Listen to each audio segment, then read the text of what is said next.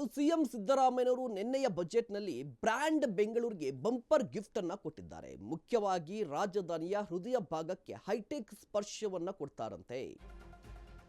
CM ಬಜೆಟ್ನಲ್ಲಿ ಬೆಂಗಳೂರಿಗೂ ಕೂಡ bumper gift ಅನ್ನು ಕೊಟ್ಟರು. ರಾಜಧಾನಿಯ ಹೃದಯ ಭಾಗಕ್ಕೆ ಹೈಟೆಕ್ ಸ್ಪರ್ಶ ಅಂದರೆ ಮೆಜೆಸ್ಟಿಕ್ ಬಸ್ ನಿಲ್ದಾಣಕ್ಕೆ ಅತ್ಯಾಧುನಿಕ ರೂಪವನ್ನು ಕೊಡ್ತಾರಂತೆ. ಯಾಕೆ ಅಂತ ಹೇಳಿದ್ರೆ ಬಿಎಂಟಿಸಿಗೆ ಆದಾಯ ತರಲಿಕ್ಕೆ ಸರ್ಕಾರದ ಪ್ಲಾನ್ ಅಂತ ಹೇಳಲಾಗ್ತಾ ಇದೆ. ಈಗಾಗಲೇ ಆರ್ಥಿಕವಾಗಿ ನಷ್ಟದಲ್ಲಿದೆ ಬಿಎಂಟಿಸಿ. ಇದರ ನಡುವೆ ಬೆಂಗಳೂರಿಗೂ ಕೂಡ ಸಿದ್ದರಾಮಯ್ಯನವರು ಬಂಪರ್ ಗಿಫ್ಟ್ ಅನ್ನ ಕೊಟ್ಟರು.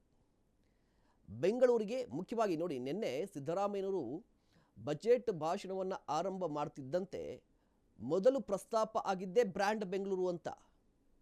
ಬ್ರ್ಯಾಂಡ್ ಬೆಂಗಳೂರಿಗೆ ಸಂಬಂಧಪಟ್ಟಂತೆ ಸಾಕಷ್ಟು ಯೋಜನೆಗಳನ್ನು ಘೋಷಣೆ ಮಾಡಿದ್ದಾರೆ.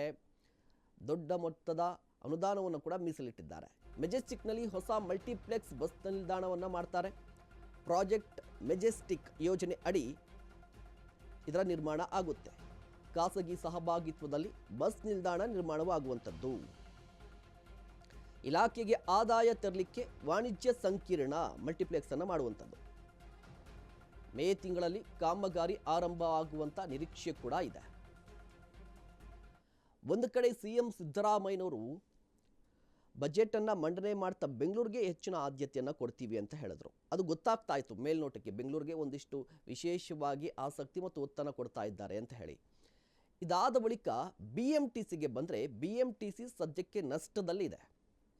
ಹೌದು, ಶಕ್ತಿ ಯೋಜನೆ ಜಾರಿಯಲ್ಲಿದೆ. ಶಕ್ತಿ ಯೋಜನೆಯಿಂದಾಗಿ ಶಕ್ತಿ ತುಂಬಿದ್ದಾರೆ ಸಿದ್ದರಾಮಯ್ಯನವರು ಅಂತ ಹೇಳ್ತಾ ಇದ್ರು ಕೂಡ ಪ್ರಾಕ್ಟಿಕಲಿ ಆನ್ ಪೇಪರ್ ಲಾಭ ಇದೆ, ಬಟ್ ಪ್ರಾಕ್ಟಿಕಲಿ ಲಾಸ್ ಅಲ್ಲಿರುವಂಥದ್ದು.